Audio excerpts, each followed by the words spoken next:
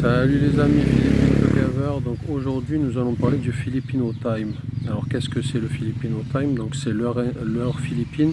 Donc rien à voir avec l'été indien, hein. Ça on parle pas d'une saison ou d'une heure précise. Le Filipino Time, qu'est-ce que c'est? Donc on va vous expliquer. Donc Filipino Time, ça veut dire donc l'heure philippine. Et ça veut dire que ici en fait, quand tu donnes rendez-vous à quelqu'un, par exemple à 10h, le mec va arriver à 11h ou à midi. Et pourquoi?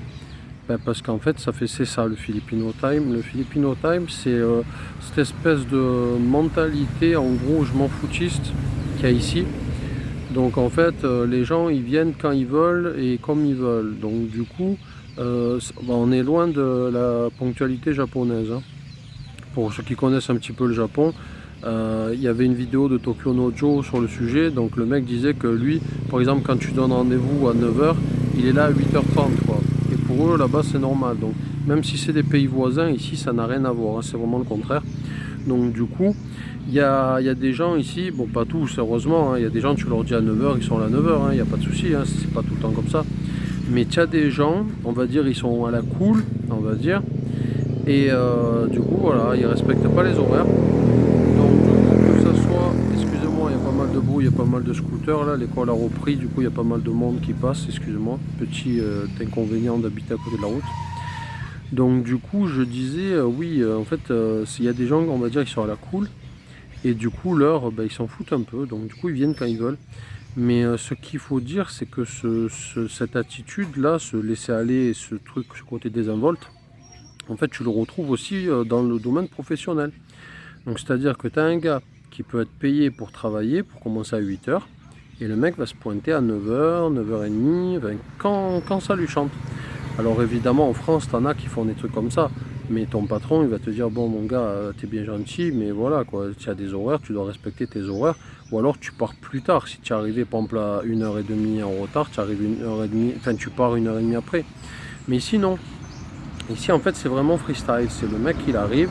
En gros, c'est j'arriverai quand j'arriverai et je partirai quand je partirai. Sauf que, bon, voilà, quand tu travailles, que tu as des contraintes, que ce soit que tu aies des clients, par exemple, ou des patients, si tu es dans un hôpital ou dans un endroit médical, ou des choses comme ça, tu peux pas te permettre d'avoir des gens comme ça qui arrivent quand ils veulent et qui repartent quand ils veulent, quoi. Parce que, bon, sinon, tu t'en sors plus.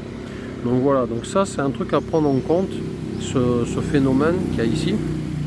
C'est que quand tu fixes un rendez-vous, tu dois bien insister pour que le mec arrive à l'heure. Tu lui dis, c'est important.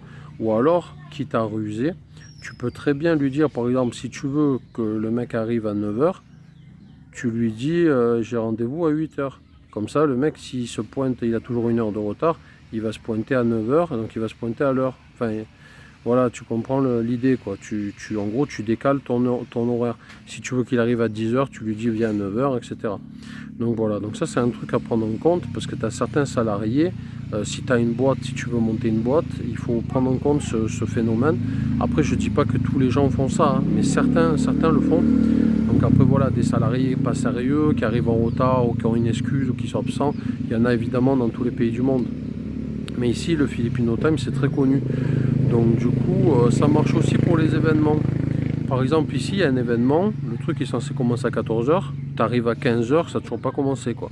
Ça s'est passé l'autre fois quand il y avait le sinologue, on devait aller au sinologue, on s'est pointé plus en retard, enfin plus après l'heure où ça devait commencer, et ça n'avait toujours pas commencé, on a attendu, et ça a dû commencer vachement plus tard, donc on est rentré chez nous, parce qu'on n'a même pas attendu, tellement c'était long. Donc du coup, voilà, ça c'est vraiment un truc à prendre en compte, parce que c'est une particularité du pays, ça n'existe pas de partout. D'ailleurs, c'est pour ça que ça s'appelle Filipino Time, hein, tout simplement, parce que c'est un truc spécial aux Philippines. Donc ça, c'est vraiment prendre en compte. Comme je dis, en cas de si tu as une société, il faut bien prévenir tes employés que voilà, quand tu dis 9h, c'est 9h, c'est pas 9h30, c'est pas 10h, c'est pas 11h. Voilà. Donc ça, c'est un petit, on va dire, un petit défaut, un petit point noir du pays, cette mauvaise habitude qu'ils ont d'arriver systématiquement en retard.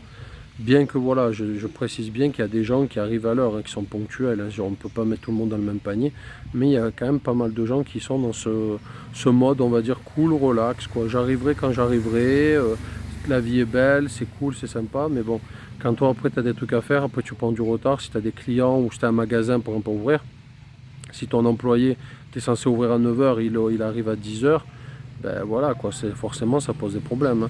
Donc ça c'est un gros défaut de certaines personnes ici, c'est ça, le fait d'arriver en retard de manière systématique.